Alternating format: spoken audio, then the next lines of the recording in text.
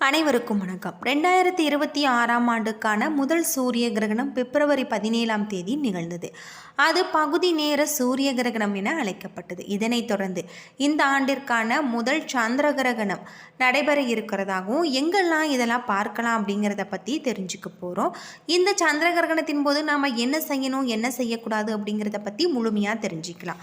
வீடியோவை கடைசி வரைக்கும் ஸ்கிப் பண்ணாமல் பாருங்கள். வீடியோ உங்களுக்கு ரொம்பவே பயனுள்ளதாக இருக்கும். அதுக்கு முன்னாடி நம்ம சேனலை நீங்கள் இன்னும் சப்ஸ்கிரைப் பண்ணலைன்னா மறக்காமல் சப்ஸ்கிரைப் பண்ணிவிடுங்க. வாங்க வீடியோக்குள்ளே போகலாம்.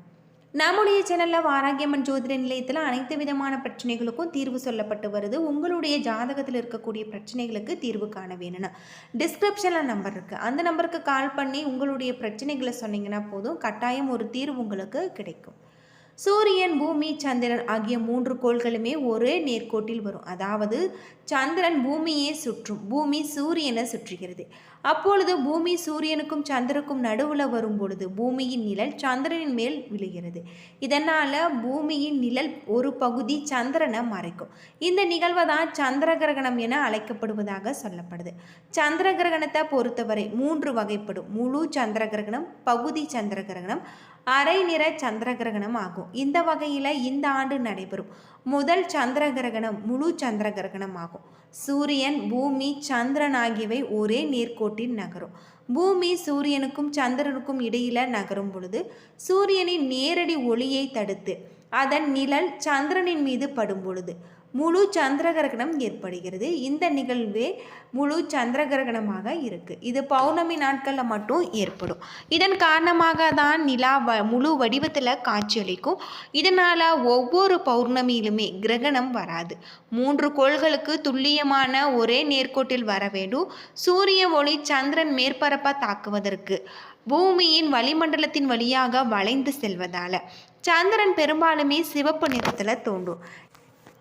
இதனால தான் இதனை பிளட் மூன் என்று அழைக்கிறாங்க, அதாவது இரத்த நிலா என்று சொல்கிறாங்க.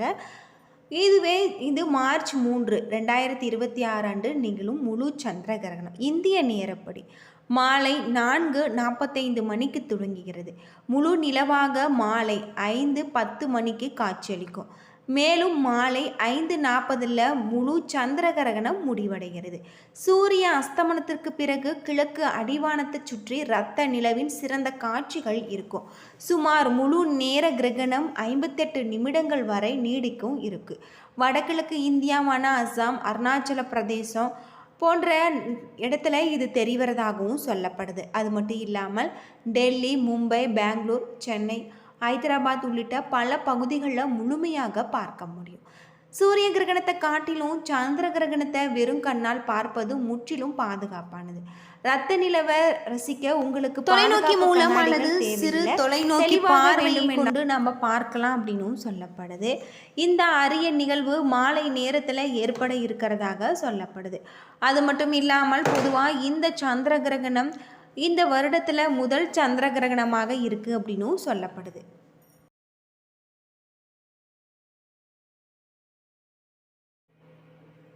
பொதுவாக சூரிய கிரகணத்தை போலவே சந்திர கிரகணத்தையும் எந்தவித பாதிப்பு உபகரணங்கள் இன்றியும் வெறும் கண்ணால் நாம் தாராளமாக பார்க்கலாம். மார்ச் 3ஆம் தேதி வானத்தை பார்க்க தயாராகுங்கள். பூமியின் நிழல் நிலவை எப்படி சிவப்பாக மாற்றியது என்பதை ஒரு பெண்ணாக உணரக்கூடிய வகையில் அமைஞ்சப்பட்டிருக்கு அப்படின்னு சொல்லப்படுது. இந்த காலகட்டத்தில் 12 ராசிக்காரர்களுக்கும் இந்த சந்திர கிரகணம் எப்படிப்பட்ட ஒரு மாற்றத்தை தரக்கூடியதாக இருக்குது அப்படின்னு பார்த்தா, முதலாவதாக மேசராசியில் பிறந்தவர்களுக்கு இந்த காலகட்டம் உங்களுக்கு சந்திர கிரகணத்தின் தாக்கம் உங்களுடைய உணர்ச்சிகளுக்கு ஏற்ற இறக்கங்களுடன் இருக்கக்கூடியதாக சொல்லப்பட்டிருக்கு. எனவே அவசர முடிவுகளை தவிர்க்க வேண்டும். நண்பர்களுடன் நெட்வொர்க்கிங் செய்யும் பொழுது கவனமாக இருக்க வேண்டியது உங்களுக்கு ரொம்பவும் நல்லது. ரிஷபராசியில் பிறந்தவர்களுக்கு சந்திர கிரகணத்தின் தாக்கம் தொழில் மற்றும் நல்ல பெயரில் திடீர் மாற்றங்கள் ஏற்படக்கூடும். மூத்தவர்களுடன் கருத்து வேறுபாடுகளை தவிர்த்து பொறுமையை நீங்கள் கடைபிடிக்க வேண்டும். மிதுன ராசியில் பிறந்தவர்களுக்கு இந்த காலகட்டம் உங்களுக்கு சிறப்பான ஒரு நிதி விஷயத்தில் இருந்து தீர்வு கிடைக்கக்கூடிய வகையில் உங்களுக்கு சொல்லப்பட்டிருக்கு. ஆன்மீக சிந்தனை ஏற்படும் அப்படின்னே சொல்லலாம். கடகராசியில் பிறந்தவர்களுக்கு சந்திர கிரகணத்தின் தாக்கம் நிதி நிலைமையில் உங்களுக்கு ஏற்ற முதலீடுகள் செய்யக்கூடிய வகையில் இருக்குது. இந்த காலகட்டம் முழுவதுமே உங்களுக்கு சிறப்பான யோகமான பலன்கள் தரக்கூடியதாகவும் சொல்லியிருக்காங்க. சிம்மராசியை பொறுத்தவரை இந்த சந்திர கிரகணத்திற்கு நீங்கள் திருமண உறவில் பதட்டம் போல ஏற்படலாம். எனவே இத்தகைய உணர்வை தவிர்ப்பது உங்களுக்கு ரொம்பவும் நல்லதாக இருக்கும் அப்படின்னு சொல்லப்பட்டிருக்கு. கன்னிராசியில் பிறந்தவர்களுக்கு இந்த சந்திர கிரகணம் மிகப்பெரிய ஒரு தாக்கத்தை ஏற்படுத்தும். உடல்நலம் மற்றும் அன்றாட வழக்குகளில் உங்களுக்கு கவனம் செலுத்துதல் போன்றவை ஏற்படலாம். வேலை அழுத்தம் அதிகரிக்கலாம். எனவே சமநிலையுடன் நீங்கள் இருக்க வேண்டும். துலாம் ராசியில் பிறந்தவர்களுக்கு இந்த சந்திர கிரகணம் மிகப்பெரிய காதல் உறவுகளில் குழப்பம் ஏற்படலாம். படைப்பு வேலைகள் தொழிலில் இருந்தால் வாய்ப்புகள் பெறலாம். விருச்சிக ராசியில் பிறந்தவர்களுக்கு சந்திர கிரகணத்தில் உங்களுக்கு மிகப்பெரிய ஒரு தாக்கம். குடும்ப விஷயங்களில் நீங்கள் முதலீடு செய்யலாம். இந்த காலகட்டம் முழுவதுமே உங்களுக்கு மிகப்பெரிய ஒரு நன்மைகளை ஏற்படுத்தி தரக்கூடியதாக இருக்குது. அடுத்ததாக தனுசு ராசி. தனுசு ராசியில் பிறந்தவர்களுக்கு சந்திர கிரகணத்தின் தாக்கம் தவறான புரிதல்கள் ஏற்படக்கூடும். பொதுவாக கிரகணத்தின் போது மந்திரங்களை உச்சரிப்பது, ஓம் நமச்சிவாயா அல்லது காயத்ரி மந்திரத்தை உச்சரிப்பது மிகுந்த நல்ல பலன்களை நமக்கு தரும். இந்த நேரத்தில் கந்த சஷ்டி கவசம், லலிதா சமஸ்கிராமம் பாராயணம் செய்வது நல்லது அப்படின்னு சொல்லப்படுது. படிக்க இயலாதவர்கள் இது போன்ற மந்திரங்களையும் கேட்பது இன்னும் சிறந்ததாக இருக்குது. கிரகணத்தின் போது கர்ப்பிணி பெண்கள் வயிற்றில் திருநீர் பூச வேண்டும் என்ற நம்பிக்கை இருக்கிறதாகவும் இது கருவை பாதுகாக்கும் என சொல்லப்படுது.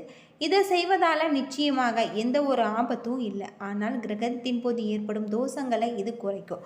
கிரகண கதிர்கள் கருவை பாதிக்கும் என்பதால் ஜன்னல் கதவை மூடிக்கொண்டு வீட்டிற்குள்ளே இருக்க வேண்டும் என அறிவுறுத்தப்படுது.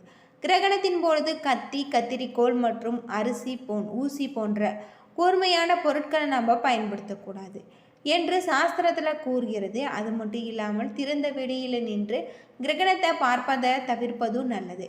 அது மட்டும் இல்லாமல் கிரகணத்தின் போது தூங்குவதையும் நாம் தவிர்க்க வேண்டும். இறை வழிபாடு அல்லது தியானம் செய்வது உங்களுக்கு ரொம்பவும் நல்லது அப்படின்னே சொல்லலாம். இந்த காலகட்டத்தில் சூத காலத்தில் சமைப்பதற்கு உணவை உண்பதையும் தவிர்க்க வேண்டும். பலர் கிரகணத்தின் முன் தங்களுடைய உணவில் துளசி இலைகள் மற்றும் தர்பை புல்லை சேர்க்கிறாங்க. இது உணவு விஷமாக மாறுவதை தடுக்க உதவுவதாகவும் சொல்லப்படுது. கிரகண நேரத்தில் சமைப்பதையோ சாப்பிடுவதையோ நாம் தவிர்க்க வேண்டும். உணவில் தர்பை புல் அல்லது துளசி இலைகளை போட்டு வைப்பது வழக்கமாக இருக்குது அப்படின்னு சொல்லப்படுது.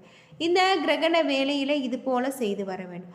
கிரகணம் முடிந்த பிறகு குளித்துவிட்டு கோவிலுக்கு செல்ல வேண்டும். அது மட்டும் இல்லாமல் கோவிலுக்கு செல்ல முடியாதவர்கள் வீட்டில் விளக்கேற்றி அமைதியாக அமர்ந்து நாம் புத்தகங்களை படிப்பதும் நல்லது. இந்த காலகட்டம் முழுவதுமே இது போல் செய்து வருவது உங்களுக்கு மிகப்பெரிய பாதிப்புகளில் இருந்து தீர்வு கிடைக்கக்கூடிய வகையில் தான் சொல்லப்பட்டிருக்கு. கிரகண வேளையில் இது போல் செய்து வருவதன் மூலம் நம்முடைய வாழ்க்கையில் நாம் எதிர்பார்க்க முடியாத அளவிற்கு பல மாற்றம் ஏற்படும். பௌர்ணமி நாட்களில் மட்டுமே ஏற்படக்கூடியதாகவும் இதன் காரணமாக நாம் முழு கிரகணத்தை வராதாகவும் 3 கோள்களுடன் துல்லியமாக ஒரே நேர்கோட்டில் வரும் வளிமண்டலத்தின் வழியாக இது வளைந்து செல்வதால் சந்திரன் பெரும்பாலுமே சிவப்பு நிறத்தில் தான் தெரிகிறது. என்ன நண்பர்களே, இந்த வீடியோ உங்களுக்கு பயனுள்ள ஒரு தகவலை தந்திருக்கும்னு நினைக்கிறேன். வீடியோ பிடிச்சிருந்தால் லைக் பண்ணுங்கள், ஷேர் பண்ணுங்கள், கமெண்ட் பண்ணுங்கள். இதுபோல் தகவலை தெரிஞ்சுக்க நம்ம சேனலை மறக்காமல் சப்ஸ்கிரைப் பண்ணிவிடுங்க. நீங்கள் இன்னும் நம்ம சேனலை மறக்காமல் சப்ஸ்கிரைப் பண்ணாமல் இருந்தால் மறக்காமல் சப்ஸ்கிரைப் பண்ணிவிடுங்க. அதுக்கு முன்னாடி நம்முடைய சேனலையும் மறக்காமல் நீங்கள் கமெண்ட் பண்ணுங்கள். நன்றி நண்பர்களே.